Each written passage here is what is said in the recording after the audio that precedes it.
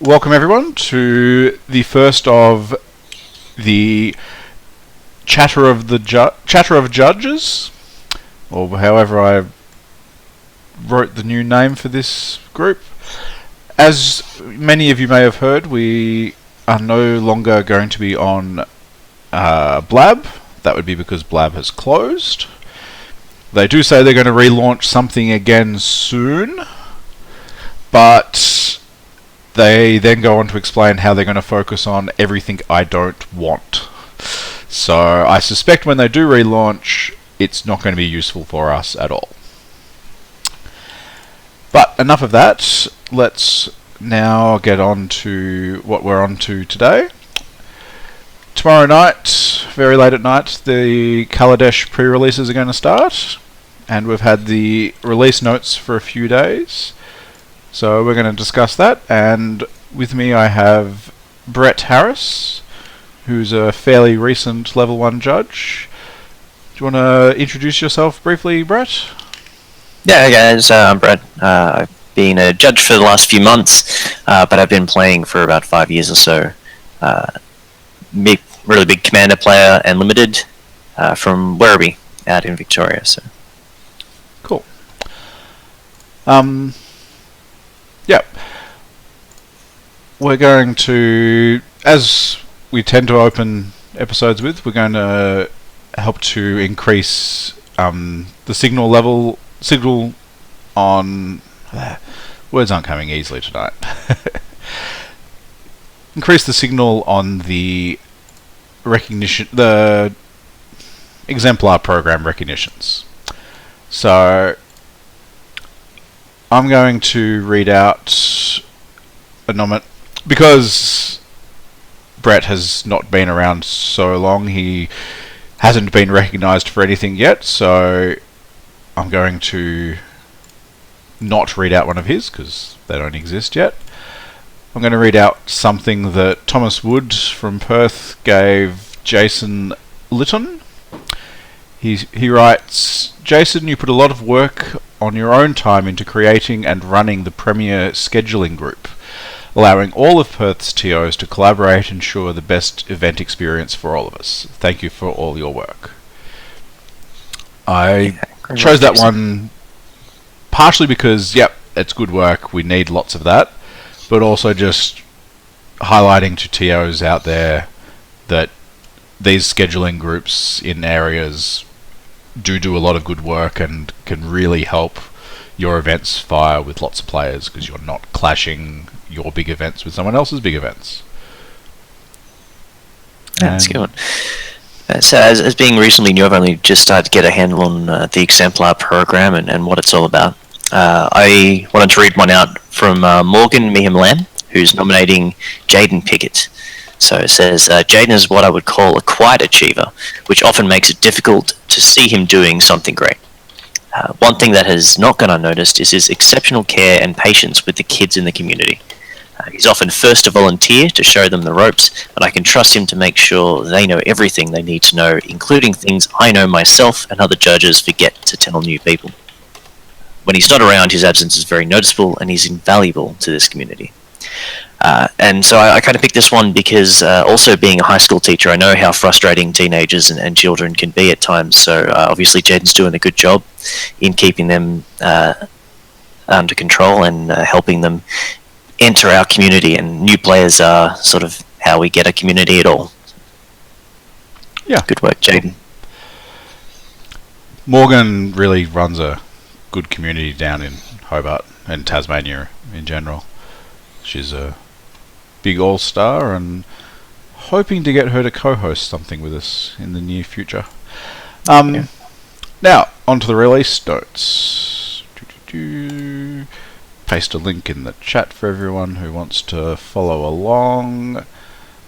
And one of these windows here lets me turn on the release notes in our stream, which should be just readable. When the lag catches up, I'll be able to check that. And there we go. Yep. Are they readable by other people who have internet connections with more speed than me? Let's see. Yeah, I just. can pretty much make it out when I'm in full screen. Yeah, There we go. I'm leaving my stream at 144p so that my internet connection doesn't completely die. Well, they're readable at 360 for sure. So Cool. Okay, so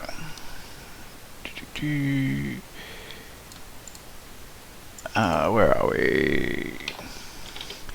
Okay, the first thing that everyone thinks is important in Kaladesh is that we have the Masterpieces series, which Wizards is leading with because it's the way they want to sell lots and lots of packs. it's probably going to do a good job of it, I would imagine. Yeah. It's similar idea to how what was the other one with The expeditions. So these are the next set of expeditions from after Zendikar. Yeah, it says that right there. I should read these things that are in front of us. Yep. Yeah, so the Zendikar expeditions were pretty popular in Zendikar, Return to Zendikar. I mean, the hidden treasures in the original Zendikar were pretty exciting and cool, but that wasn't. They went a bit further back, if I recall. Yeah, well, they weren't reprints, so they could put Power 9 in because they were just buying them on the secondary market and putting them in packs. Yeah. Shame I missed out on that. Yeah, they also put a couple of cool but not very valuable cards in, just to surprise people. It was good fun. You know, it was still like a beta Flying Man, but there was a Flying Man or something. I can't remember exactly what happened, but there was at least rumours of some pretty average cards. Yeah, I mean, these seem really cool. They're some of the most beautiful cards we've seen. Some of them just look so good. The frame for these new ones, do we have one to show? No. The frame for them is really, really nice. It's all this filigree metal work for the frame, and a lot of the arts are just completely filled with the filigree metal work. That's the signature of the art style for Kaladesh. And you'd have to say that with these Masterpiece series, the question starts to be raised of why is From the Vault even a thing? If this is something we're going to be doing regularly, this could be the death of From the Vault. And you know what? I don't care. That's okay. Yeah, that's okay with me too.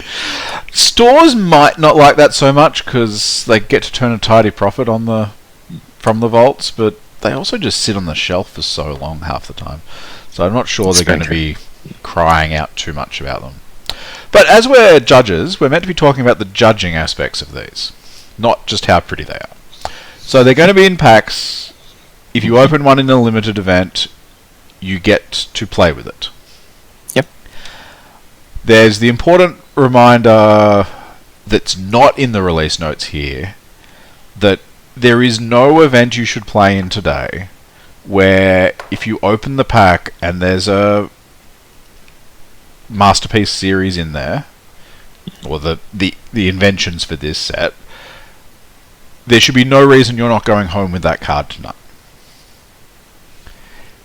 Right? If you're in a sealed event, either it's regular rel and you're just opening and building, or it's a competitive event and you're opening, showing the cards to the person across the table from you, they register the cards, and then they hand them back to you for you to keep.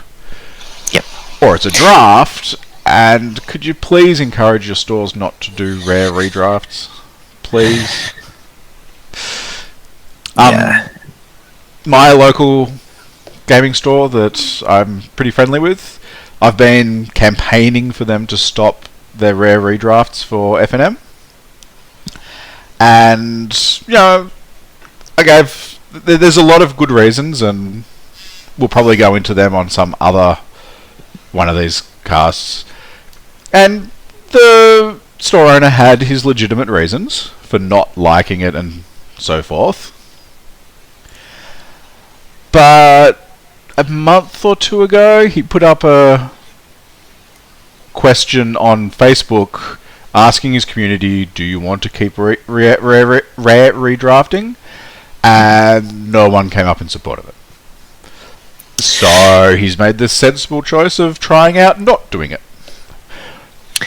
Yeah, I think particularly for F&M, which is supposed to be a somewhat more casual and relaxed place to be, you don't want to dissuade people who are not as competitive from drafting. And if they draft and open an invention and they don't get to keep it, that's a really sort of feel-bad moment. I've certainly done a few rare redrafts where you get a few mates together, you buy a box, and that is the agreement that you've made with that group of people.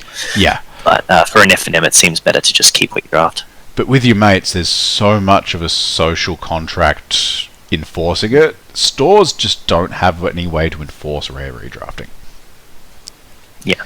It's impossible to police in any real way. Yeah. As MJJ29 in the chat is pointing out, rare redrafts are fine. Some people like them. There is the option of the store rules being that masterpieces aren't part of the rare redraft, and I would say that's at least better than them being part of it. I still would advocate not rare redrafting. Yeah.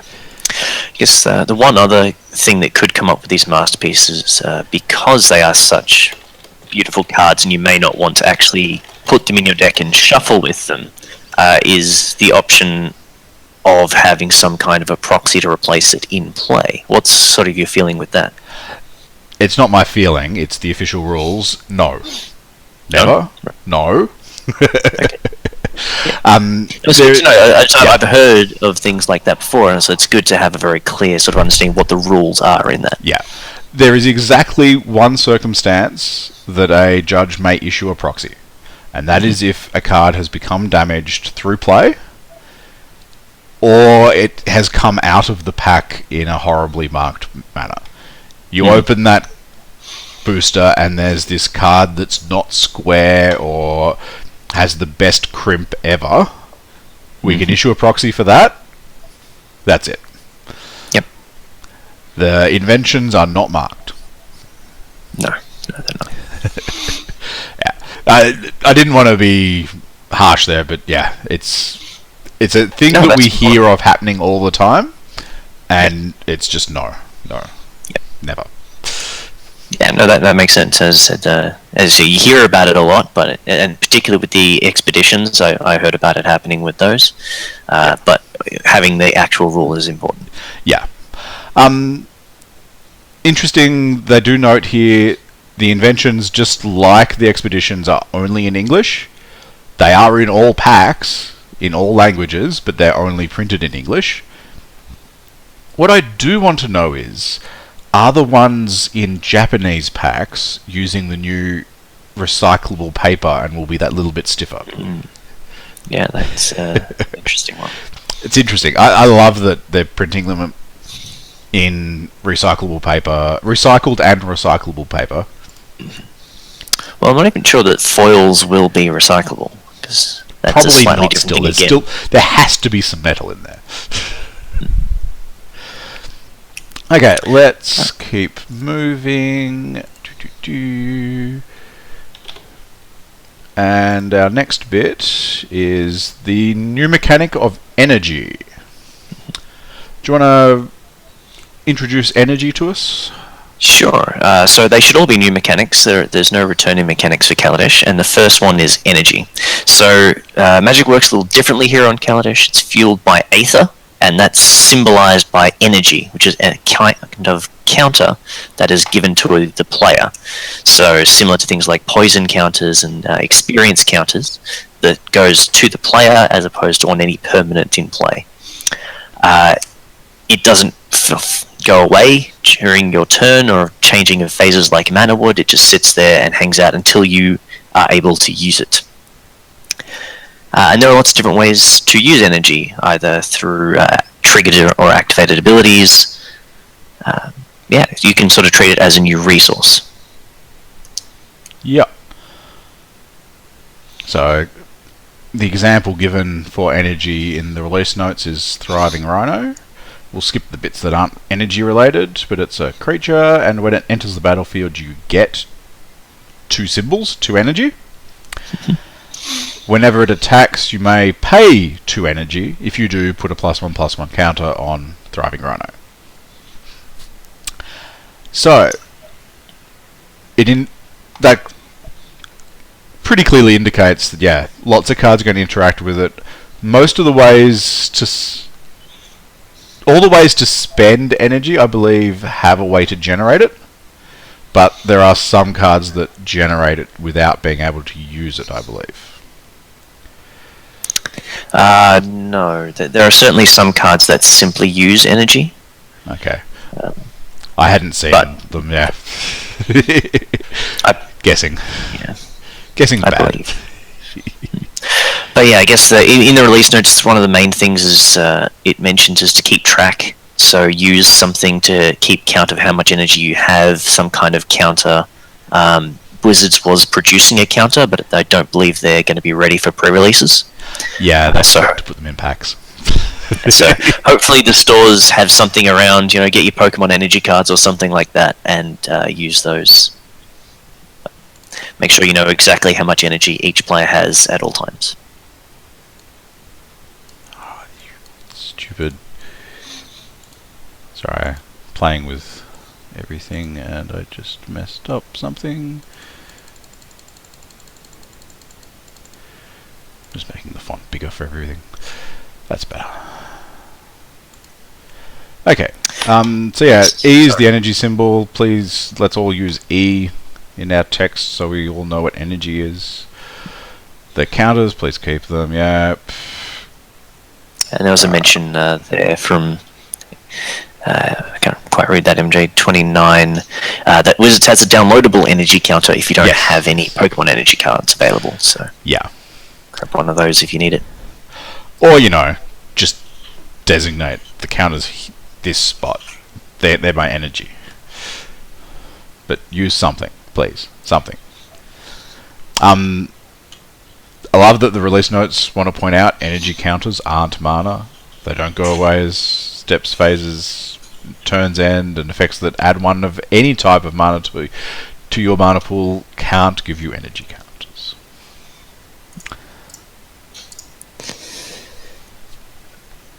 Alright, so what's our next mechanic? Next mechanic is the long-awaited vehicles. I say long-awaited because people have been wanting some way to represent vehicles for a long time. Yep.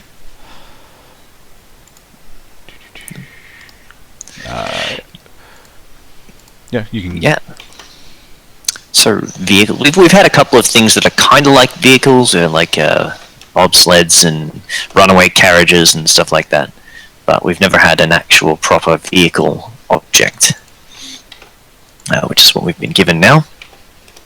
And there's a whole bunch of rules associated with this one, so it's fairly important for us to get clear. They're an artifact. In the deck, they're an artifact, and at all times when not in play, it is an artifact and not a creature.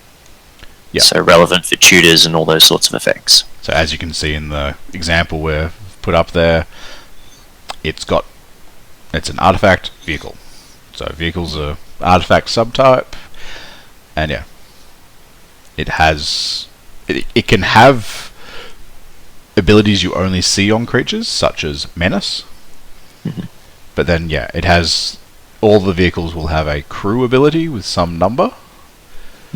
And reminder text along the lines of tap any number of creatures you control with total power equal to the number or more. This vehicle becomes an artifact creature until end of turn.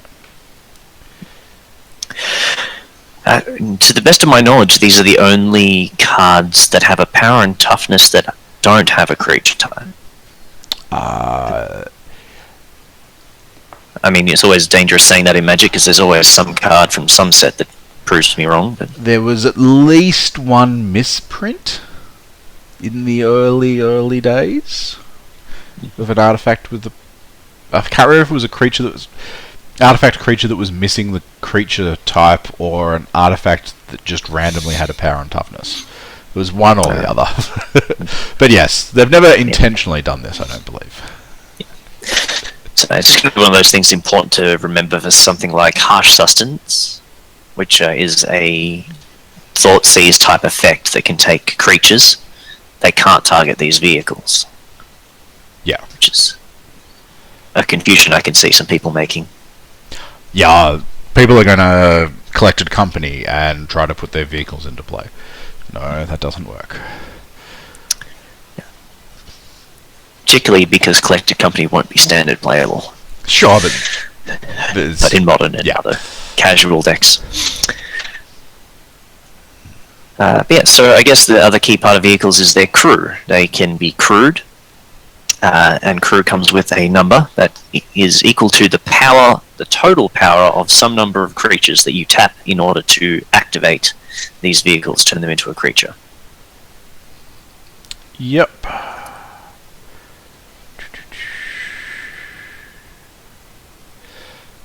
And it's important to note that you keep track of who is crewing a vehicle, because there are some effects that care. Mm-hmm. That doesn't mean that if you destroy the vehicle, that the creatures viewing it, that the creatures crewing it get destroyed. But there are things that do matter, do count. Yep, so vehicles are printed with the power and toughness, but they're not creatures. We've gone over that. If a different effect would cause a vehicle to become an artifact creature with a specified power and toughness, that will overwrite the printed power and toughness. Okay, that's an interesting one. Yeah. Just like if you turn your creature into a 3/3 frog, it's a 3/3 now. It's not a whatever it was before that. Yep. Creatures don't need haste to crew immediately. You may tap more creatures than necessary to activate a crew ability. I can think of lots of little corner cases where you'll want to do that, but yeah, just remember. If you have a bunch of those 1/1s that tap and drain your opponent, you could tap as many of them as you like to get that ability. Yeah, that's probably for the heroic. Is that ability, isn't it? I was just thinking of one of the cards in the set in Kaladesh is a black 1/1 that whenever it becomes tapped, it drains. Yeah. Thinking back to Theros block, all the inspired creatures want you to tap them. Yeah. Because they want to untap. So you can tap all your creatures at the end of your opponent's turn to crew one vehicle. Yeah. You can tap all your Pili-Palas. Yep. So many silly things you could do by over-tapping. But interestingly, you can also activate a crew ability even if the vehicle is already an artifact creature. Yep. So all those untap abilities are really going to love crew. I mean, the Q abilities. Yep. That's actually probably quite relevant to some people's commander decks that have built decks around the untap mechanic. Mm-hmm. And like the one that I'm probably going to build now that we just realised that. Oops, not meaning to highlight that. And I guess the last part there on those release notes is saying that if you copy a vehicle, the copy is not going to be a creature, even if the vehicle was a creature when it was copied. Yep. Also important to note, for a vehicle to attack, it must be a creature as the declare attacker's step begins. So you must crew it at least by the end of the beginning of combat step. Similarly for blocking, you need to crew them during the declare attackers, yada yada yada. And as someone always will ask, when a vehicle becomes a creature, it doesn't count as entering the battlefield. Of course, yeah. Okay, now the next thing isn't really new, it's just a new word for magic. Create is a new term for an old concept. Also, dwarves! Yay! White dwarves! Welcome, dwarves, back to magic. Yeah. So, new beautiful text here. 3 and a white to activate should cost to create a 1/1 colorless servo artifact creature token. So simple. Yeah. If we just completely skip over this, I would hope that nearly no one would have any questions. It's a beautiful new wording for something we've done a lot. Like, look, the release notes just have nearly no text for it. It's saying... Flavorfully, it's sort of there to say, well, how did this thing come into being? You can't just put something into play that isn't already in existence, so you had to create it. So I kind of get that aspect of it. It's possible some newer players who are not used to this idea may not understand that doing this is actually putting a creature into play, which triggers all of the things that whenever a creature enters the battlefield, etc. But I don't think it should cause any real problems. No. And it is worth highlighting, the new term doesn't represent any functional change from tokens as we've known them. Yep. No rules for tokens or putting them onto the battlefield are changing other than the words used to present this game concept. The text of older cards that create tokens will be updated. Yay. Cool. Excellent. That was nice and quick.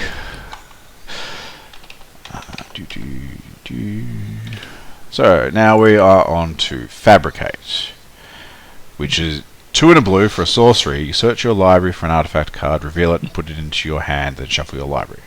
Move on? Yes. No? I've seen a lot of that before. Alright. Okay. Everything. It's another... you introduced this one. Yes, another new keyword ability, Fabricate, is a triggered ability. Whenever this creature enters the battlefield, you get a choice. You can put a number of +1/+1 counters on the creature, or you can create a number of servo artifact creature tokens. You have to do one or the other. You can't have a bit of both. So the weapons craft enthusiast here that has Fabricate 2, he either gets 2 counters or 2 tokens. Can't have one of each. And that choice is made when as the ability resolves. So your opponent or the other players can respond before the decision is made or after it.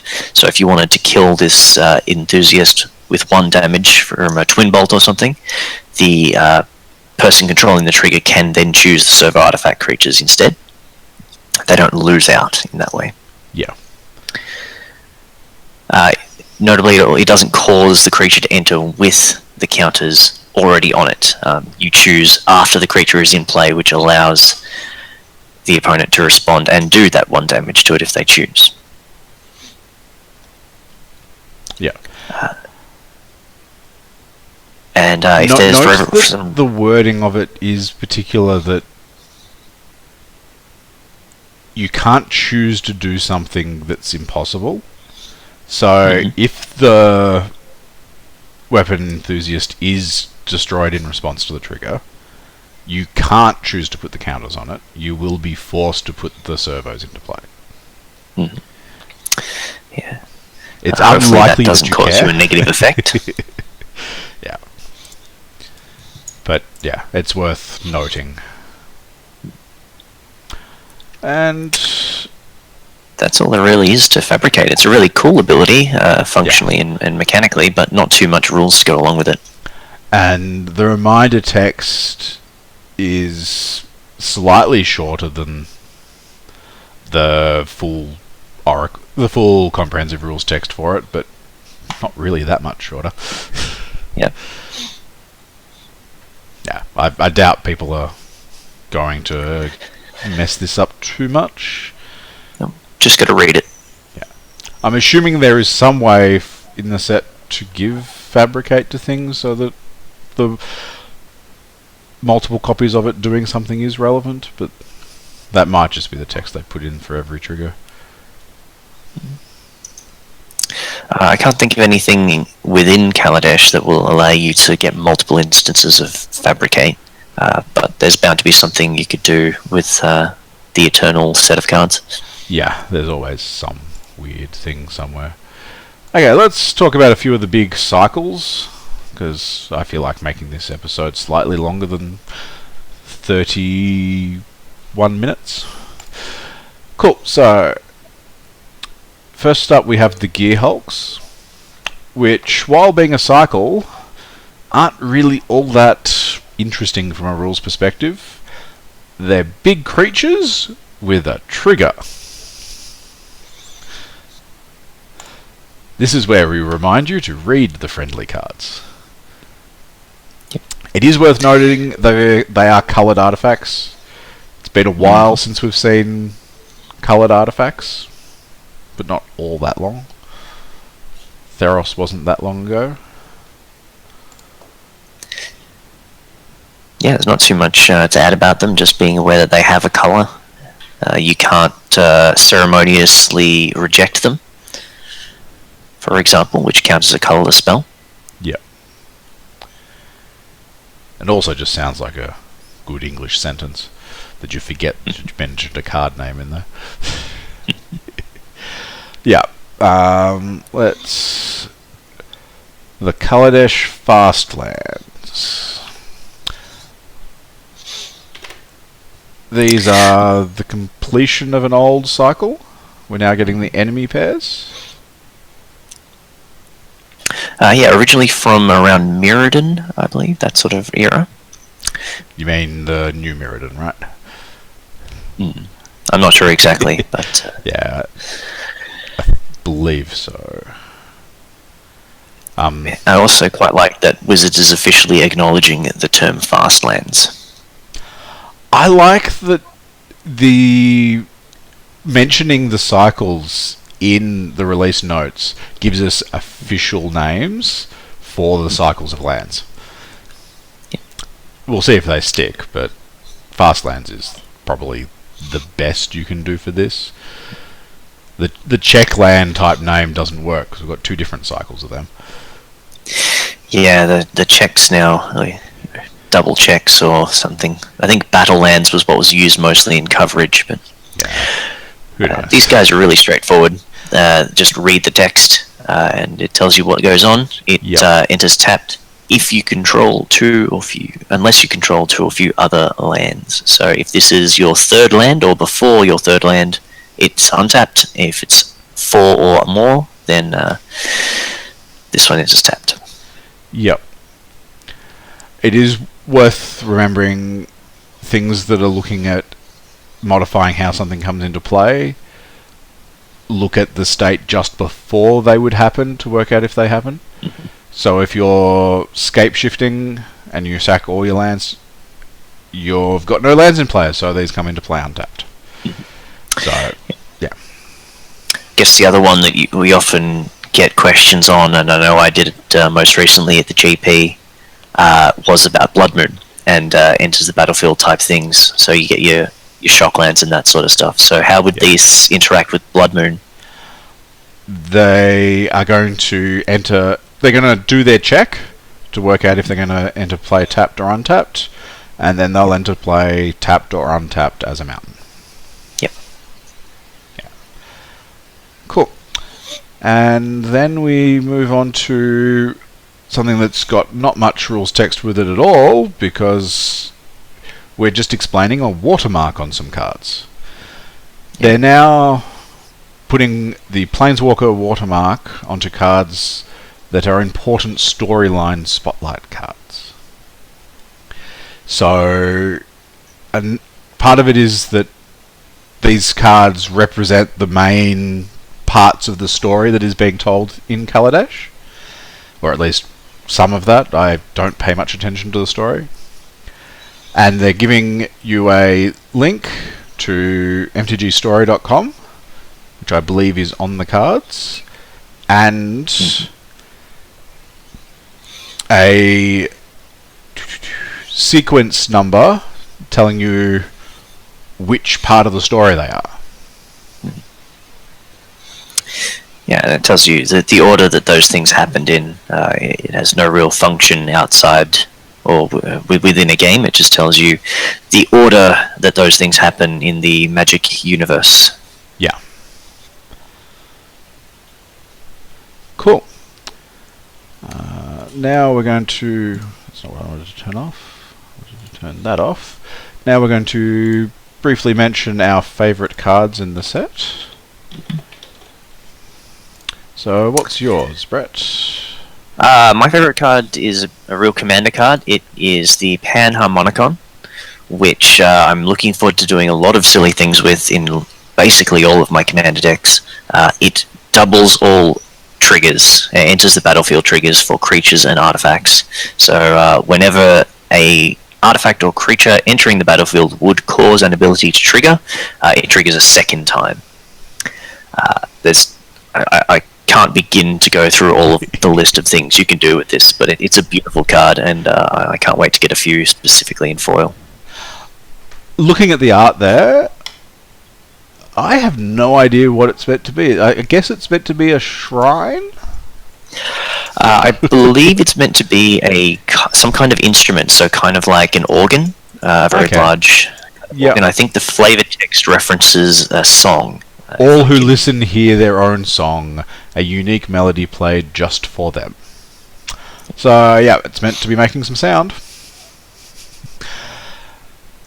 Okay. So what card has most caught your eye from this set? For me, it is Etherflux Reservoir. Pause while I find the card image. And it's another 4-cost artifact in the set. With the text of, whenever you cast a spell, you gain 1 life for each spell you've cast this turn. And you can pay 50 life, and it deals 50 damage to target creature or player. So it's another alternate win con for having lots of life. I quite like it. It sounds like a lot of fun. Bit more immediate than Felidar Sovereign. Yeah. Also, I just like that it's not an actual guaranteed win. You do need to try a bit harder to actually get it to kill your opponents. I know, I'm thinking of it in Commander, right? And it's not that impossible for your opponents to be on a lot more than 50 life. Yep. I mean, there are some tricky things you can do with this sort of an effect, because it can also target a creature. So if the player has hexproof, you could use Stuffy Doll. Yep. There's also... Is there a Stuffy Doll effect that deals damage to all your opponents? I don't think there is there? Not that I can think of. Yeah. But as I just posted in the... Part of the reason I got Brett to do his favourite card first was I also agree with his favourite card being awesome and fun. And then I saw the Reservoir because it was spoiled later. And I really want to put a commander deck together that's going to use both of them really well. So I've just posted into the chat my deck that I'm going to be putting together soon. And it's a life gain deck where most of the life gain is triggered by creatures coming into play. Right. Lovely synergy there. Yeah. Yeah. It seems like a lot of fun.